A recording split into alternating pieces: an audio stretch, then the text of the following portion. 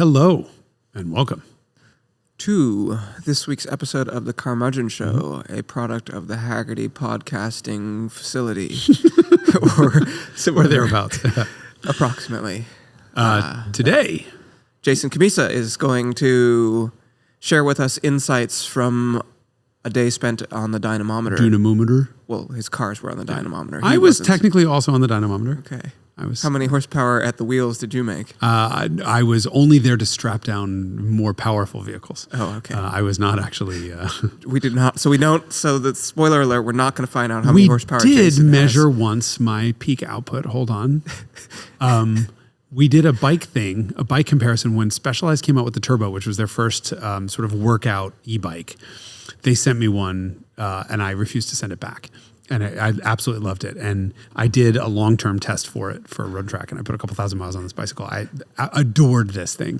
And we raced me against this guy, Jack, who worked for us, who was like a semi-professional bike racer, to see if my fat ass on a 50-pound e-bike could keep up with him to 30 miles an hour.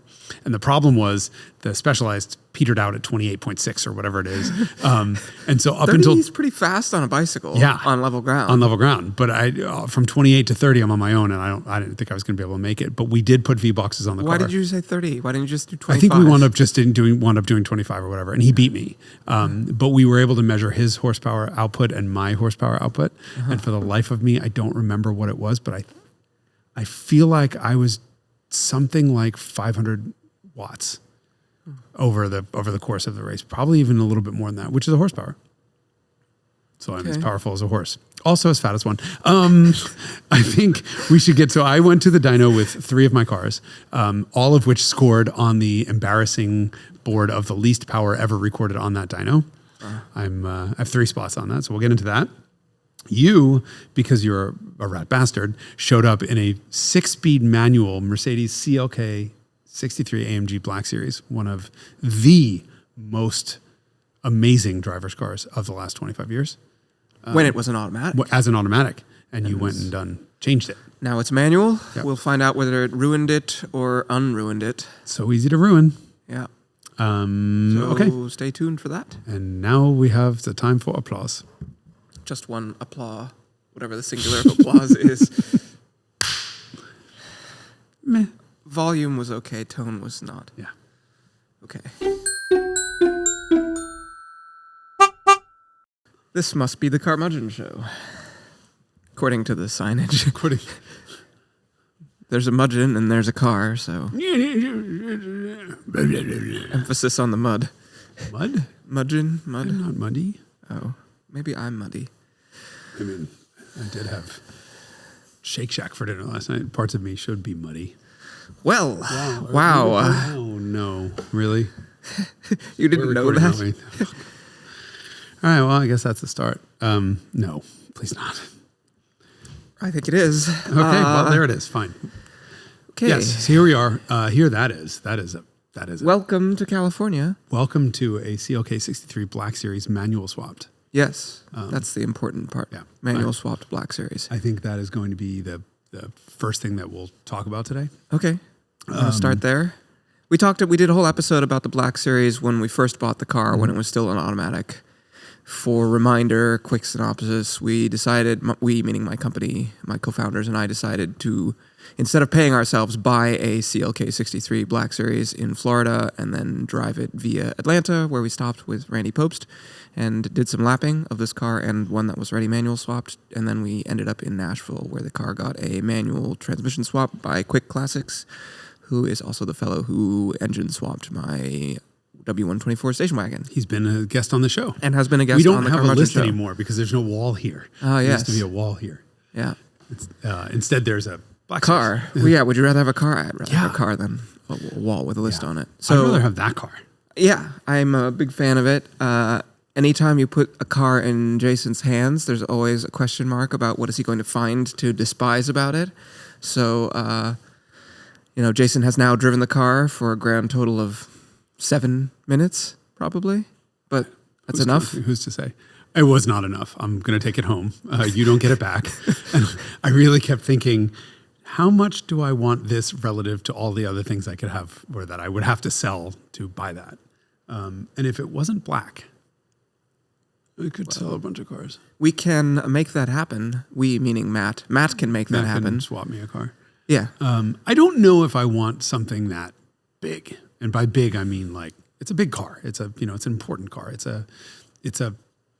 What do you mean? You have a car that's exactly this big. But that's a V12. Et alors? And so what? On parle français aujourd'hui. That's just that sentence, that phrase in French, I think is so perfect and should be used in English. Et alors means and so. I guess you can do it in English. Like so what? Yeah. It means so what? So what is that? I have too many cars, most of which are in some stage of broken at the moment. Nothing. I mean, everything drives, but I just don't know if I want to invest that much money into another car and then have something that's that good. Remember, I don't have a commute, really. And so... But isn't this the exact rationale that you would use to argue against the purchase of an 8 Series, which you have purchased? I want it, yes. Okay. But let's be very clear about something. I love a shitbox, right? I love a car that's So now the E31 is a shitbox. No, but I like cars that are not great at being cars, right? You and I have discussed this at length many times. Good cars make bad collectibles. Porsches make bad. Sorry. Oh yes, that's why they're worthless. Yeah, exactly. No, I mean, if I had 1 or 2 or 3 old cars and not 9 of them, I don't know how many cars I have anymore. Approximately 9. Somewhere along the lines of 9 old cars. I want them to be experience first, and that is an amazing experience. We'll get into the details in a second, but it's also a really good car, and I would just want to daily the shit out of it. Because you don't have a commute, so you can't. So every drive becomes special. It's wasteful. So I'd rather have something angry and cantankerous and... You do already. They're not mutually exclusive. It's black. I don't want a black car. All right. And don't get me wrong, it looks amazing in black. I just don't want to have to clean a black car. I agree. It's a pain. I finally got rid of the Lotus. That was my last... Every sports car I've ever had has been black, and annoyingly, because I don't actually care about color. I'll just buy whatever car. And so my 986 was black, my 996, my Miata, like all of my, and the Lotus, all of my like sports cars have been black. And then they look so good when they're clean and then so bad when they're not. And then... Yeah, and they're only clean for 46 seconds right after you wash them. Right. Generally, by the time you reach the back of the car, the front of it's already filthy. It's like the Golden Gate Bridge. They have painted from one end to the other, and then they just start over when they get to the end. JRG is, and all silvers are nice because it's the same color as dirt. Yeah. So, so anyway, so you did a swap on that car. This is a 28,000 mile car? Yes, that's right. It is all Mercedes-Benz parts. With the exception of the clutch. The clutch is proprietary. He found some supplier who would make something that fits the needs of this car, but everything else in the swap is a Mercedes part, down to like hydraulic lines for the clutch and the pedal cluster and all that stuff. The best compliment I can give that car is it feels exactly as it should. It feels like a car that left a Mercedes-Benz factory. Yeah. I agree with that. With one exception.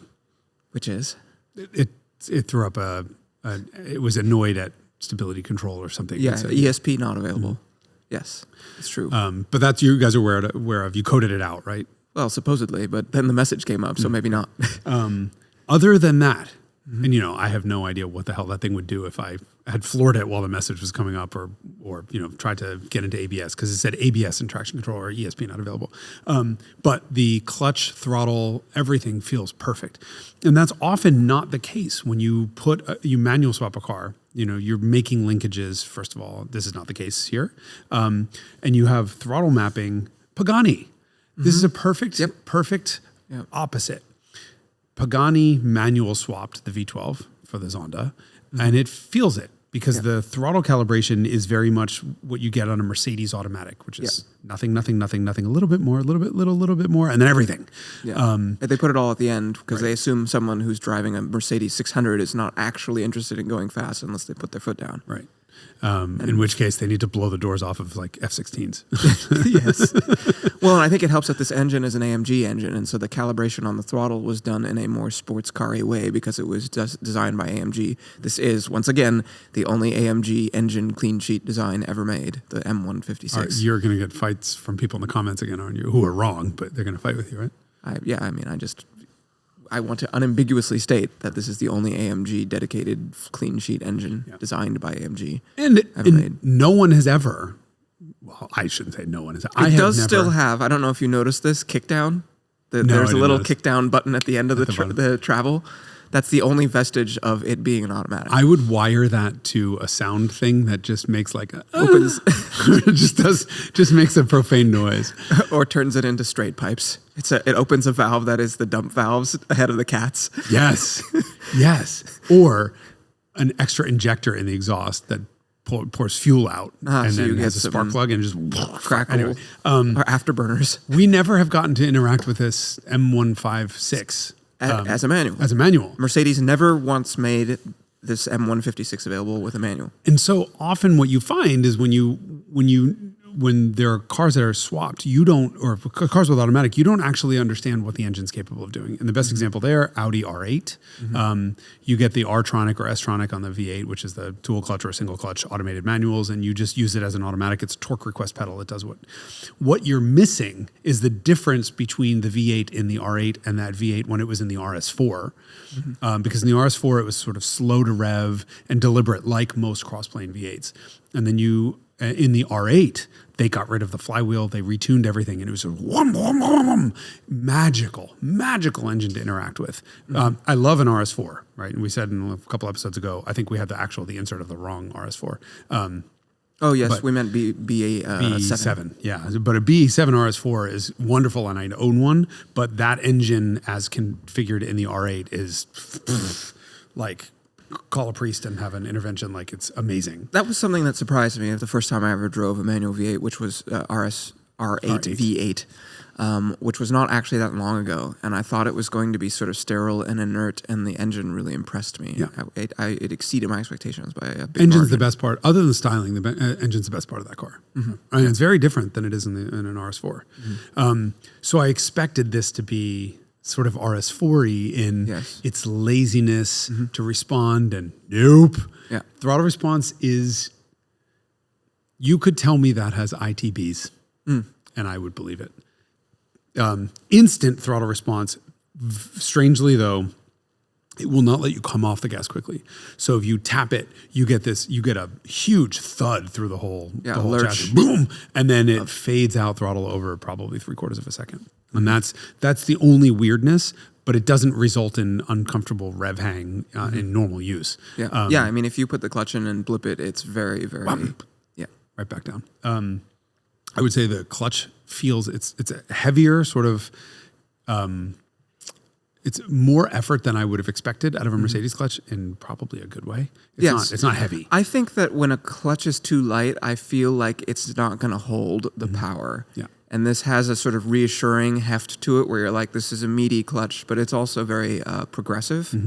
If it's a non-original clutch, you always run the risk of something kind of racy and non-progressive. And if for those motorists, listeners out there who've never driven a racing clutch and think it's a good idea or it sounds cool, it's awful. Trying to use one of those in like regular street use is miserable because they're so unprogressive. And this feels like, in terms of engagement, very OEM. Perfectly OEM. The shift feel, like, I don't know if I'm allowed to even ask where that transmission and linkage comes from. It's a Mercedes transmission. It's not from a Crossfire. Everybody thinks, because Crossfires are often used for manual Mercedes swaps, but it's a different Mercedes transmission. It's spectacular. Yeah, it's linkage. It's cable. I don't know. It feels like halfway between like a GTI and a 911. In that there's a really big buildup in effort as you're moving through into a gate, and then it falls into that gate with a very positive snick. I am in love with it. Yeah. I think the clutch shifter gas is 9 out of 10, and typically swaps are a 2 out of 10. Yeah, and a lot of OEM things score lower than 9. Zeros. Too. Yeah. They'll score zeros often. Yeah, I mean, I think the only OEM that probably does it better, like I think this is better than an E46 M3 or an E39 M5. The engine certainly responds better, quicker, and with far less delay than E39 M5. I'll give you that. I mean, nobody does it like Porsche. Yes, No Porsche one. is the gold standard. Absolutely. But I think that, I might argue that even this is better than the gated Ferraris from the... I would argue, in fact, that I prefer to drive this over any 6-speed gated Ferrari, pretty much. I don't know. In terms of just shift quality and shift. Yeah, and the way that the whole everything coalesces in terms of like flattering you and doing what you want it to do, as opposed to feeling like you're having to accommodate and work around it. I basically have work boots on at the moment, and so I felt a little bit clumsy in there, but the car does work with you. So I'm embarrassed at my shifts is what I'm saying. Sorry. You probably were judging me silently from the passenger seat. No, you hold yourself to a higher standard than I do. But no, it is... I'm trying to... So CLK Black has always been one of my favorite Mercedes ever. Yeah. If given the option of the automatic, which frankly ruins the car, versus this, I don't know what I'd be willing to pay more, but whatever it is, I would. Yeah. I wouldn't consider owning. Yes, that's right. It's a difference between not wanting to own one and being like, this car is extremely difficult to fault. Like, everything about interacting with this car, I like. It feels familiar, and I couldn't quite place it, and I still don't know exactly what it is. In some respects, because it's so much displacement, it's not in the era, you want to compare it to an E90 M3, but it has so much more torque and power and sort of responsiveness. And the other thing about it, and I think there's a Black Series thing, is that they did all these sort of pretty serious upgrades to the car, especially for back then. Triple adjustable coilovers, and obviously at that time the brakes were a really big deal. It has a diff cooler. The seats feel really like aggressive and sporty. The steering weight is quite heavy, and so the whole thing feels kind of like spiritually much closer to a Porsche GT car than you would expect for a Mercedes like this. It doesn't feel, because you drive other AMG products that have the M156, and it's going to be like an E63 or whatever. That has, or C63, and it just has this sort of like, it's a big comfy car that they've put a big motor in, and this feels like it was sort of coherently designed as a purposeful sporting device in the way that a Porsche GT car does. And so it's like a rear-wheel drive V8 Porsche GT approach to things. It really does feel different as opposed to like a derivative of a regular car. Right. Yeah, a lot of AMGs will often feel like, a Mercedes with a rocket strapped to the back. Yeah. This engine and sand in the dampers. Right. This does feel like it has sand in the dampers. Oh my God, it's stiff. We have it. I still set up in the track setup, and these are triple adjustable. So we definitely need to get rid of that because it's like intolerably harsh for street use around here. Oh, I wouldn't go. Really? You would call that intolerable? Well, compared to what it should be like and what it's capable of being like, it's like if you could just turn a few knobs. We just have to get it up in the air and do that. But what I want to know is what was the suspension setup and alignment setup that Mercedes used for the press cars back in the day. Mm-hmm. Because the first thing I remember noticing about the Black Series, I went on the launch, we've talked about this, and we left some parking lot, and I made it maybe 50 feet, and I was like moved to almost tears. Like I'd never experienced anything like this steering wise in a Mercedes. And this car doesn't have that. This car's got great steering, great, beautiful weighting, and it's communicative, but it doesn't do the snap immediate to center and tell me every little thing about the road fingertips. Yeah. So whatever you guys do, I would see if we can find out from Mercedes how they set that up and just emulate that because it was perfection. It was just absolute perfection. And because, everything's adjustable, I'm sure Mercedes did things that, they certainly did. But I loved those cars. I don't want to say nice things about this car. I find myself why? Because I don't want to not be able to afford one. Yeah. I mean, it's definitely on the list. It's I could see like this or a V8 Vantage Aston, no contest. This wins. This or a V12 Vantage S, which is a lot more money, I think. I don't know, but it's literally up there with the most desirable cars I can think of. Yep. It's amazing that it turned out that way and that it uses Mercedes parts and that they didn't do it. What a fuck up. Yeah. Like what an absolute, if every part existed to make this car from the factory, how dumb was Mercedes in not making this car? Mm-hmm. And they only made 500 of these cars too, and they're not worth very much because of the transmission, I would argue. You know, incidentally, they made exactly 500 Lexus LFAs, and that's a car that's also let down by its 2-pedal transmission. But no one's ever swapped one of them to manual. Correct. We know, Yeah, right? I don't think the parts exist on the shelf to do that. But obviously, this is derived from a regular old car, and the LFA is not. And there's a reason why LFAs are worth so much more. But it's interesting to think that they made exactly the same number of these things as they made. I would LFA. rather drive this than an LFA. I would too. Yeah. That's crazy. I definitely would too. I mean, even as an automatic, it would be interesting. Like, I'd have to think about it for a while. The chassis of this car to me is really, it feels familiar. I feel very at home. It makes me feel the same way I do in an E36 M3. It has this sort of rear wheel drive, purposeful rightness to it that just is coherent and makes me comfortable and feel at ease driving the car quickly. And the LFA made me feel ill at ease. Really? Yeah. I never felt quite like I trusted that car. I drove one around an autocross course at some point for filming 100 years ago, and it was a handful. It wants you dead. It wants you dead because it was mostly the feedback that I gave to the engineers, because this was a prototype, was it needs a stronger spring in the throttle because it rode stiff enough that just little bumps were making your foot move. I think that's what it was. And that was enough to get that thing totally unsettled. Yeah. Not just, like, oh, I want to go. They would explode around sideways. And so if you sort of positioned your leg correctly to not. Yes, to drive with one toe instead of your whole foot. Yeah, but I do like the way the LFA drives. But yeah, no, give me that. This is a car I feel more comfortable going fast in than the LFA. Did you track this car when it was? I didn't. You didn't? No. I didn't personally, no. Did Randy describe it as a handful? Yes, a handful. Okay, yeah. Yes. They don't. Randy and Taz both lapped the car and both found that it was a handful. Yeah, they are we've talked about this, quite lively, spicy.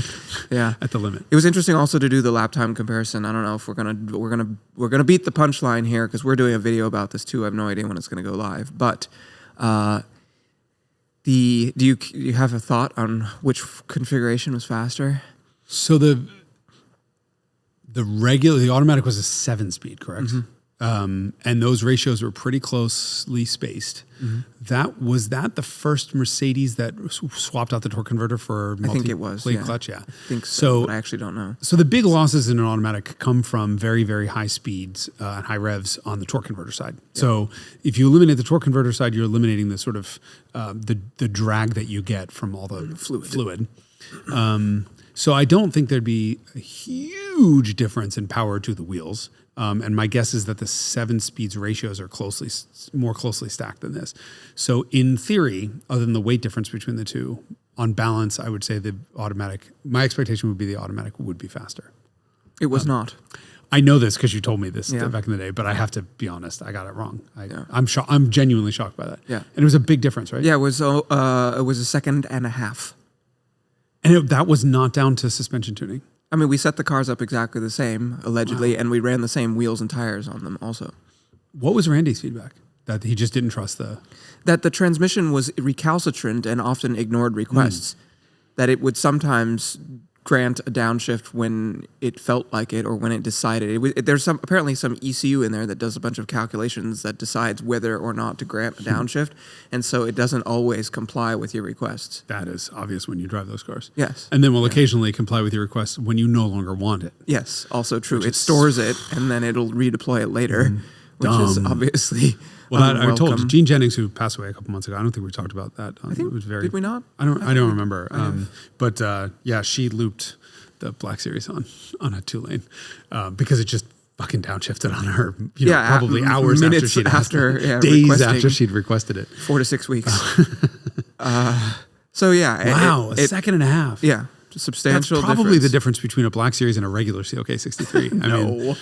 That's a huge difference. Yeah, substantial difference. Yeah. We were not expecting that at all. We were like sort of orienting ourselves toward writing some conclusion about how it's the experience that matters and not. Didn't need it.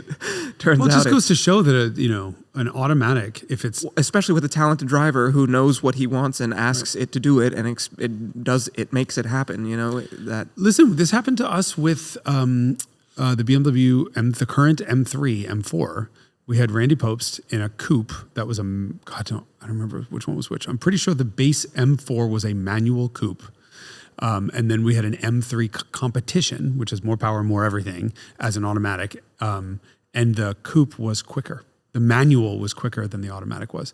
And there was one spot around the track where the automatic would refuse to give him a downshift. And I love Angry Randy. And he was like, "You bitch!" And I know I don't have the video anywhere. I mean, it exists somewhere. I won't be able to find it.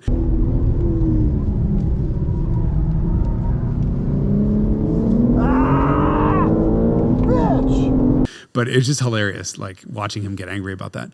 But for the rest of the time, the manual is not geared all that well. It's got long. So long all ratios. of that time difference was from that one place? No.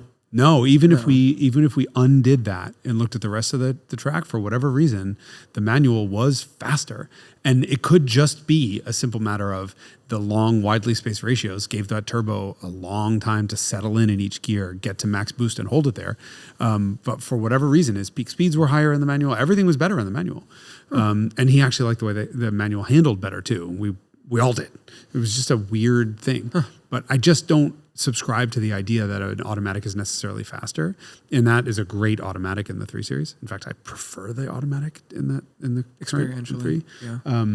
But this was a bad automatic. It was just not tuned properly. I mean, it was 20 years ago, almost. Things yeah, were different then. I mean, by that point, Porsche had great PDKs, great tuning. Almost. 09.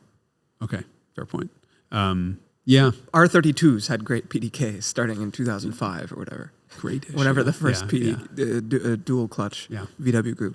Yeah, so very illuminating. I mean, I think I have very curious to know how the market feels about this, obviously because we own the car, but also because it's the one thing that transforms the car from being a non-contender has been removed. It's one of those cars where there's only one thing that keeps it from being like a genuine contender. Usually there's other stuff, you identify, it's like whack-a-mole. You solve one problem and then the next thing that makes it suck arises, but that's not the case with this car. I mean, at this price point, I would like to have functioning ABS and stability control, yes, to be honest.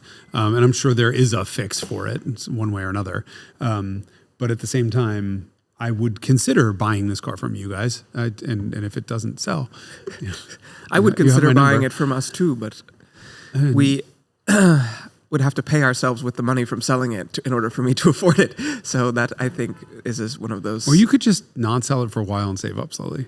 Yeah, sure. You could sell that fucking 911 of yours. The nice thing is that it's reproducible. Yeah. I mean, there are only 500 of them. There are only 500, 350 or so in the United States. Most are black or silver. There's a few red ones and a few white ones. I would rock a white. I'd rock silver. The red, I don't the red. Really, do you? I like the red. Yeah, I think it's cool. For me, it's just memory structure. The one that I drove back in the day was silver. Yeah. And I think it's really hard to light black cars in a black studio. Yes. So I'm sure it just. So looks like everyone, there is a car behind us. I don't know if you can tell. We threw a couple lights on it just so you could see the grille and the headlights and those amazing wheels. The Alcoas. So cool. Yeah. So cool. Well, if I now it's good. It's really good. Yeah. It's fantastic. So yeah, I want one, but I'd probably have to sell the 850, and I don't know if I could have a cylinder count drop, that significantly. It's more displacement, and this is a lot faster. A lot faster, and it's a lot more sort of sporty in the chassis department. Yeah, I did dyno the CSI. So I was a little bit convinced that my car was slow, and sometimes dynos lie. And I drove a Euro car. So interestingly about the 850 CSI, US cars had 372 horsepower. Euro cars were 380 PS. Is that the same thing? 375. So they were 3 horsepower apart, and I believe 4 pound-feet of torque apart. So there was a tuning difference. But same parts, same hardware, same everything. And when I went back and looked, when I did the research for the Revelations video, you could see there are very two discrete clumps of testing results, both in the US and Europe. There were cars that did 0 to 60 in 5.3 or thereabouts, and there were cars that did 0 to 60 in 5.9 or thereabouts. And if you put their charts together, it wasn't about the launch. It was actual in-gear power. So you could look at a 40 to 100 time of those cars and see that some of them just had way more power than others. Car and Driver got a 5.3 out of theirs to 60, and it was one of the first road tests of it. So I thought, oh, well, that's just a Euro motor. And so my theory was that the Euro cars were stronger. And then I went to look at UK testing, and they got mostly 5.9s out of their cars, or what would be a 5.9 if they didn't do the rollout stuff, so like 6.0, 6.1, 6.2. And then occasionally they would get a fast one. One of the magazines would get one that was in 5.3s, and that sort of blew my mind, and I didn't know what to think. So I know a local guy who has my car's identical twin. So my car's the only one U.S. car. It's Euro. Yes. Yeah. Mine's the only U.S. car in this color. His is the same exact color combo. And I asked him, could I borrow his car to do a dyno back-to-back? Same day, same dyno, same everything. So we threw his car on first. He's got chips in his car. Chips because it has multiple ECUs. It's 2 ECU with 3, but 2 engine control units. Yes. One for each bank. So he's got a chip in it that bought from a guy named Ed, who v12throttle.com. He sells them. I don't know exactly where they came from. They came from Europe somewhere. They were 400 PS chips. So supposedly went from 380 to 400. The owner of the car said, Matt is his name, said, yeah, no, huge difference. Plugged it in. And I'm like, oh no, your car's even faster than mine now. Meanwhile, I got those same chips from Ed, but that chip was done for a Euro car. So the US engine gets a check engine light because it's missing the sort of check engine circuit, which I didn't love. And then I got a Jim Conforti chip. And Conforti chip was, hold on, let me just look this up because He's the Mr. BMW chip guy. Yes, has been forever, at least 20 years. Yeah, Probably he did 30. them, and he did this 100 years ago. And there's a dyno, so it's Turner Motorsport that sells this. So I contacted Turner. I said, hey, listen, I'd like to do an experiment. I want to compare this to the Euro chip, or the Euro stock computer. Do you have them available? And they sent me a set of chips. Super cool.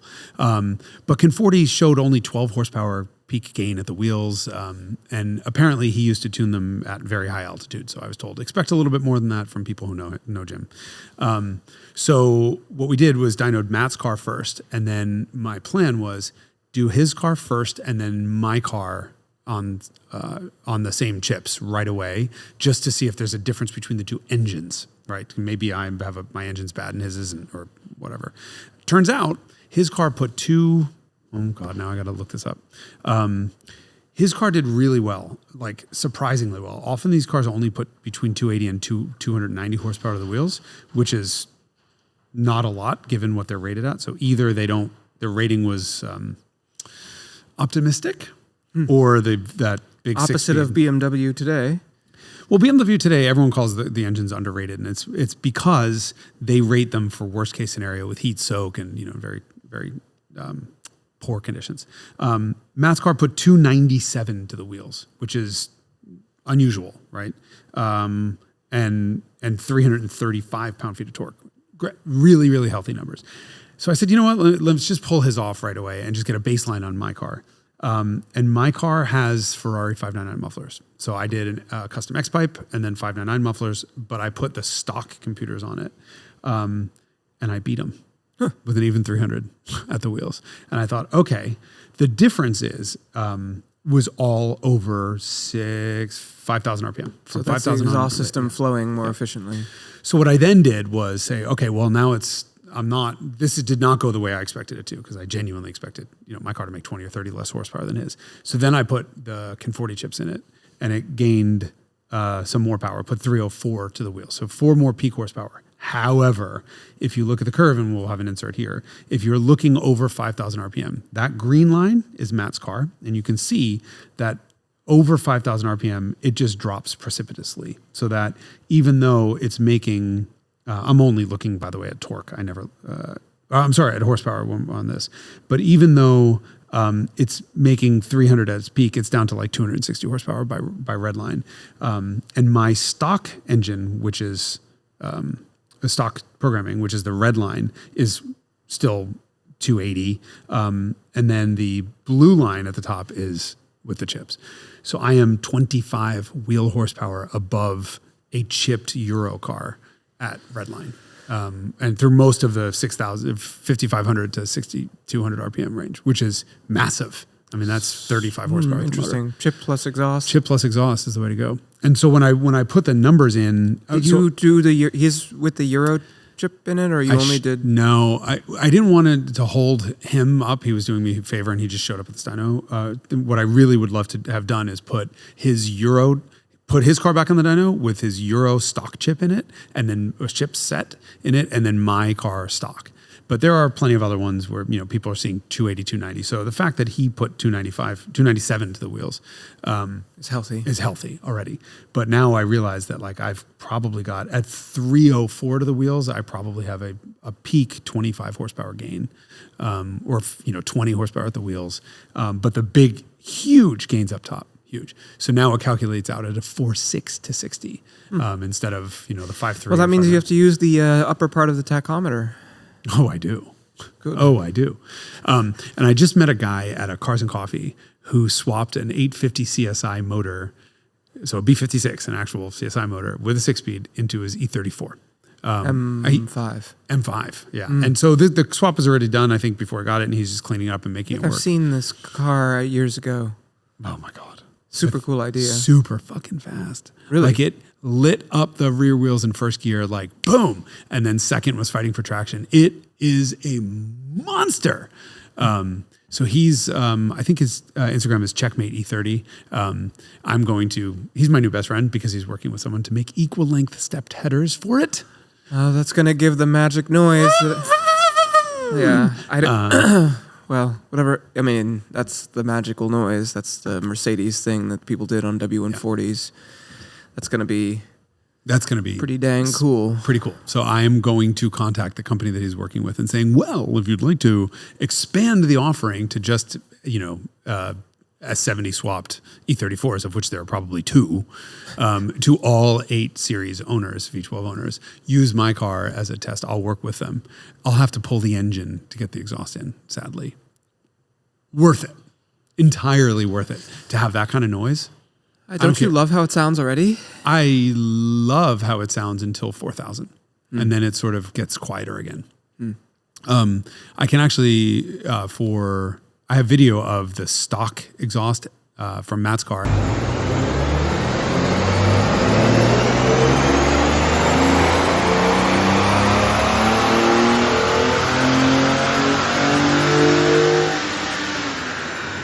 And then the my exhaust.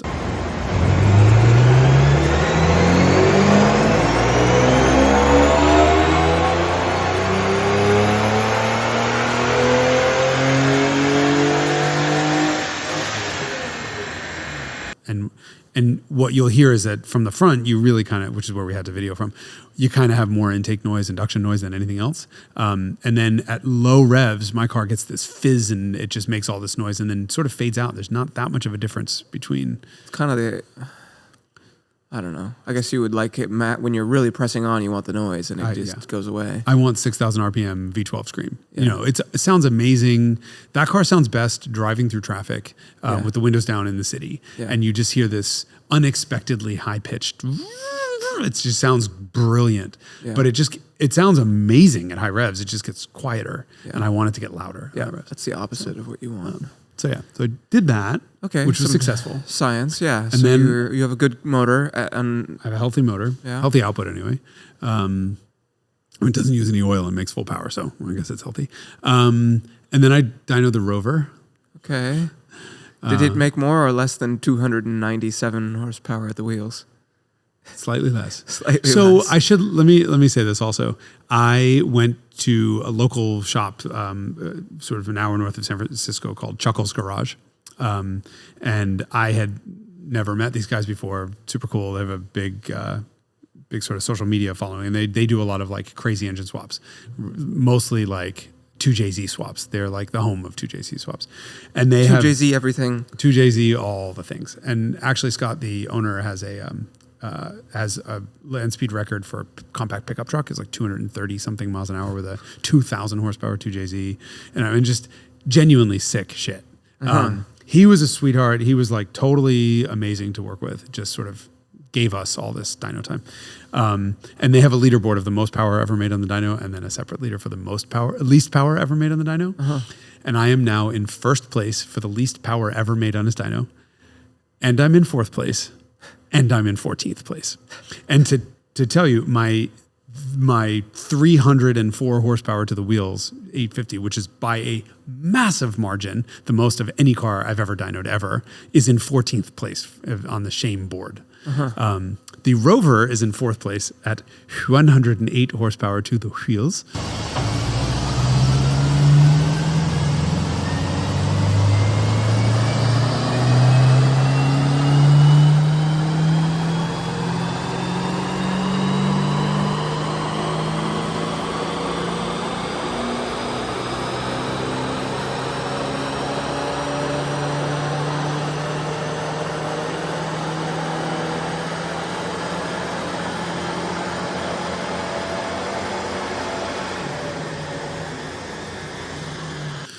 Well, you might be in for some number between 4th and 14th once you get your new motor for your Rover. Yeah, I'm still holding out hope. You've heard it here first, Haggerty. Please build me a new motor. We talked about a couple weeks ago, the Redline Rebuild team that does all those really cool videos, and I are discussing building a Spicy Rover V8. 3.9 liter. I just feel like 250. So put it this way. It's rated 133 horsepower. I chopped off the muffler. It doesn't have a muffler, and yet you can't hear anything the engine says over the rollers on the dyno. Or the fan. Yeah, or the fan. The mechanical fan. Which I replaced at great. I bled a lot, but I replaced that fucking viscous fan clutch thinking it was broken, and the brand new one does exactly the same thing. It never shuts up. I hate fan clutch replacements. Yeah, I had to pull the radio. There's just that car is designed never to be worked on. British Leyland? Never. Leyland, stop it. So put 108 to the wheels. My goal would be 216. Like, I think 216 to the wheels, 200 and something to the wheels. Did you say 260? 216. 216. Double 108. Oh, I see. Doubling the power. That's my challenge for the Redline team. Just give me a 3.9 liter that puts 216 to the wheels. And I think that's easily possible. I mean, at my typical calculation of 17% loss on a dyno jet, 216 times 1.17 would be 252. Yeah. That's probably the most that I think that engine would make reliably without more mods. Yeah, it depends on what compression ratio and 10 to 1. 9.5 or 10 to 1. So the Vitesse, which was the homologation car, was 9.5 to 1 or 9.25 to 1 with not very, very small mods. And it made 190. Yeah. And so, yeah, an intake and, intake exhaust headers and whatever, I should be 220, 230, no problem. I'd be thrilled. And TVR made a spicy version of the Rover V8 that was used in the, what is that convertible? So they had a 5-liter version that was the Griffith 500, and then is it the Cammisa? It is the Cammisa. The Cammisa used various forms of spicy Rover V8s, and I think they were making 225 to 250 horsepower from those. From 3.9 liter? I don't know if they were 3.9s or not, or 4.0s. Look, you might, maybe do a 4.0. If this thing jumps from 108 wheel horsepower to 160 or 170, I mean, it'll transform the car. Yeah. More importantly, the thing made peak torque at 1900 RPM. Yeah, it's American V8. There you go. I mean, it just needs to breathe a little bit better up top. Needs to have a little bit more aggressive of a cam in it. Yeah. And I think it would be fantastic. I mean, it was Rover engineered that engine. Buick engineered that engine for use in a sedan used by Americans, the way that Americans use cars, and then it was used in a truck where it would make 150 or 160 horsepower and 210 foot-pounds of torque, and that was what mattered because it was going to be used in Range Rover. Yeah. And I believe the original Buick design was only meant to rev to 4,200 RPM. Yeah, something absurdly low. And this did make peak power at 4,200. And it's just all kind of downhill from there. I mean, it just falls and falls and falls and falls. It actually is a horsepower plateau from 4,000 to 5,500. That tells you there's some unlocked potential. There's a lot of unlocked potential in that thing. So yeah, I mean, I don't want to destroy the character of the car. And it does have long gears, so you can't, if you push all the torque to the top of the rev range, you'll never get there. That 0 to like 30 in first gear will be like, come on, wake up, wake up, wake up. You're like driving a 930. Yeah, exactly. And then, of course, we put the Honda Beat on.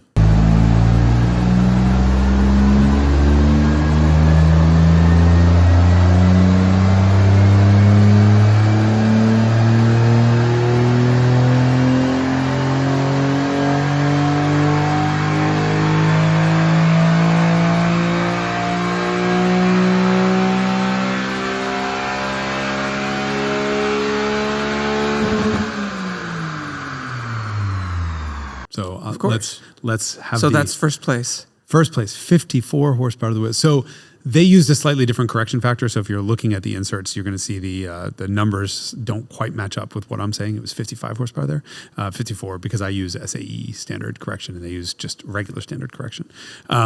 54 horsepower to the wheels and 40 pound-feet of torque. It's a lot for a 656cc engine. Yeah, that would be ideal for a motorcycle. Yeah. But your motorcycles probably have far more torque. Yeah, I think my motorcycle probably has like 98 foot-pounds of torque or something like that. Oh my God. Yeah, your motorcycle. And 215 horsepower. Yeah. I mean, 5 times the horsepower. It's fucking insane. But yeah, no, it was fun. Dynos are amazing because they are. The shape of the curves really tells you a lot about the character of the motor, and being able to sort of correlate what you experience with the shape of the lines that you see really gives you the vocabulary to then look at dyno plots in the future and see what the character of the motor is like just by looking at a graph. I spent a whole day doing a whole bunch of spreadsheets, just sort of imported the dyno runs into Excel and just made a bunch of things. And I'll put the one in here, which is what I did was index. This is super fucking nerdy. Like I've ruined an entire Sunday on this. I indexed revs and torque so that the x-axis of this graph, instead of being RPM from idle to redline, is a percentage of maximum engine speed. So if the car did 6,000 RPM was redline, that's 100%. So 3,000 would be 50. Because I have some engines like the Rover's red lines that we stop the dyno at 5,500 RPM, and then was it still going? It was still going. It was actually making pretty good power, but it just sounded so strained. And I have revved it to 6,000 on the road, but I just does it have an indicated red line? 6,000. So 55 is soft and 6,000 is hot. Does it have a limiter? Yeah, we didn't hit it. I think the limiter is at 6,000, but my friend Colin was on the dyno at the time and he kept pulling off at like 4,000. He's like, it's done. It's not making any more power. And I'm like, would you just keep your fucking foot in it? It's fine. And it really does sound so strained and it feels like it's struggling so much. But actually the ideal shift point when I take the plot that we did is redline, is 5,500. Whether it would have been any higher than that, had I had it to do it again, I would say just keep your foot in it. If we blow it up, we blow it up. But we won't. I mean, I've revved it to $6,000 on the road because I'm tired. Excuse me. And it pulled. It wasn't making huge power. But I mean, I also did try. I adjusted timing on the dyno, and I gave it some advance. It lost power. I gave it some retard. It lost power, and I'm like, you know what? I'm done. I just need to get out of here. It's been a long day. But so this plot takes basically RPM on the bottom, which is a percent of maximum engine speed, and then torque on the y-axis is percent of maximum torque. So it evens out the playing field between all of my 9 cars. So you can investigate character rather than absolute numbers. And it's a really clear way of seeing the character difference between these engines because, the Rover peaks, it hits 100% at 20% of its RPM peak, and then it's just downhill from there. Whereas the Honda has this absolutely beautiful build all the way to, and it's not a huge build. It's maybe a 10 or 15% gain from continuous idle upslope. Yep. So it's not only as it's revving higher, it's pulling harder all the way to 6,000. That's 61, I think, is where torque peak was, somewhere around there. And then it started to fall. Horsepower peak was at right under $8,000. So if you put those two plots together, you just see the opposite. You can see these engines are opposite. And so I have my Ferrari in there before Dino Motors tuned it up when they did the timing belt for me. And so I need to redo that because I think it's way more powerful up top now. But yeah, you can really visually see the character of an engine and how much you'd be wanting to will it to rev it out or how much you need whether to. there's any juice that's worth the squeeze of doing that. And it was interesting also to put the BMW M20, the straight 6, together with the V12 that is 2 of those straight 6s because you can they see look the same. They're identical, right? I mean, when they're indexed that way, like that's the same engine. There's just 2 of them. You can't tell when it's indexed. Yes, it's just the same. Yeah, pretty cool. But the dyno is the ultimate heartbreaker because everyone always thinks, oh, I got 50 horsepower from this mod. Really? Dyno it. Yeah. I mean, first thing I do when I modify anything, dyno it immediately. And I've had a lot of big surprises through the years where you think, oh, this is going to be great. And maybe you'll get 6 horsepower peak number, but it pulls so much area under the curve out that your car's slower. Yeah. So, I highly recommend. Science. I want a dyno jet in here. I mean, I would Back in the day, I tried to convince Automobile Magazine to let me buy a mobile dyno because you just trailer it around and you put, I thought at any given point we had 10 or 12 or 15 press cars in the office. I will dyno every single car in the office. This is what motorcycle magazines do. Really? Every motorcycle gets dynoed. Yeah, I want to do this at Automobile, and they wouldn't let me. They were like, it's never going to pay for itself. And I'm like, yes, it will, because I'll use it all the time, my own cars. It was very much primarily motivated by my desire to just have a dyno access. How much does a dynamometer cost? Thousands. Yeah, like how many? Like 3 or like I think used, 80? You could probably buy a dyno jet for $6. Oh. Do Interesting. you think we should we've got to put, the problem is they have the above ground one and the below ground one. The in-ground ones are the ones to get, but then you're... Not 6. Well, but then it's going to cost a lot to install it. But the above ground one, I don't know. Maybe use a used one for 6 or 10 and then just buy a truck to attach it to. Dude, I would love that. Would I just leave it in the parking lot? The neighbors would love. Wah! Pop, pop, pop, pop. Okay. Oh my God. Over and over and over again. You could fire it up when the I'm interested actually. It's Okay. I don't know. We need to find a local. I think I know of one. A local Black Series without a swap on it, and let's do before and after. I'd be curious to see. I mean, that could explain right there the 1.5 second lap time difference that Randy got. Yeah. Yeah. So it's been a dino-licious kind of week, and It's been a very sciencey week. you have ruined doing my before day. and after. Yeah, ruin your checkbook. Life, yeah. Your checkbook's day. I mean, I can't. So pretty. I think it's a lot of car for the money, given what other things cost. If you could have an F355 or that, I mean, for the same money, right? I mean, I wouldn't. There's not a lot of things I would choose an F355 over. That's a bad. Do you have example. an estimate of what that car's worth? Or have any transacted? Is a manual? No, none have transacted to my knowledge. I don't know. If you're just doing a bottoms up estimate, the car is worth $150,000 or a little bit less than that. So, It's a lot of money. yeah, but I mean, it's less. But there's than not much that I would buy. Yeah, would you buy a Testarossa instead, or a Ferrari Oh, 550 instead, no. or a 355? Absolutely or not. a Porsche 997 GT3. There you go. RS 4-liter. RS 4-liter is our 800 to 3.5 million right now. What? Yeah, 800,000, maybe 700,000 to 3.5 million for an RS 4.0. I love that kind of. When the fuck did that happen? Isn't that wild? Oh my God. Especially that spread. It's a big spread. Yeah. Why the spread? Just Color. Really? Yeah. That's If it's like a white one with stripes, then then it's $700,000 or $800,000. And if it's like a one-off weird color, Porsche people. I know man. Porsche people. Well, it's because they all have the same damn car, so they're looking to like mine's better or different. Give me the white one with. I don't care. Exactly. There's plenty of people out there buying those, and those cars are abundant. But you're like, it's the only one that was made in the shade of blue that matches the. I'm not even going to say anything here because like 3 different things ran through my head, none of which were appropriate. So I'm going to say none of them. Yeah. Well, we're allowed to say what we want on this podcast. It's the one thing that Haggerty made clear, and I think they've probably regretted since. You can say whatever you want. Nope. Okay. Well, I think we should go to lunch somewhere very, very, very far away, and I'll drive. Okay. Also, there's a 2-seat, so Jake is going to have to he's thin. He can run alongside us. No, I mean, you can, there's space in the back where the back seats were. There's just none in there in the Black Series. So you can illegally transport people without unbelted passengers, unbelted missiles in the back. That's right. Trajectories. Well, I hope those cars plummet in value because I hope to have one. Yeah, Genuinely, I would truly own one. Yeah. Bravo to delightedly. Matt.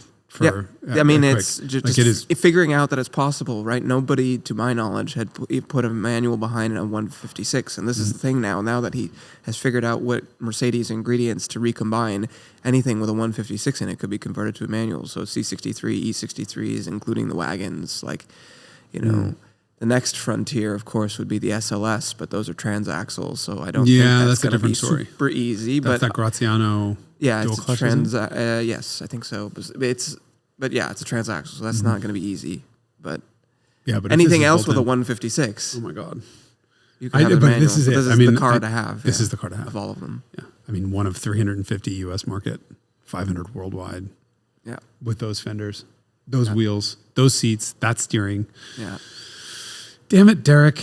You're welcome. Okay, thank you. Thank you for letting me drive it again. I'll take it home. My pleasure. We'll see you Carmudgeon Raiders.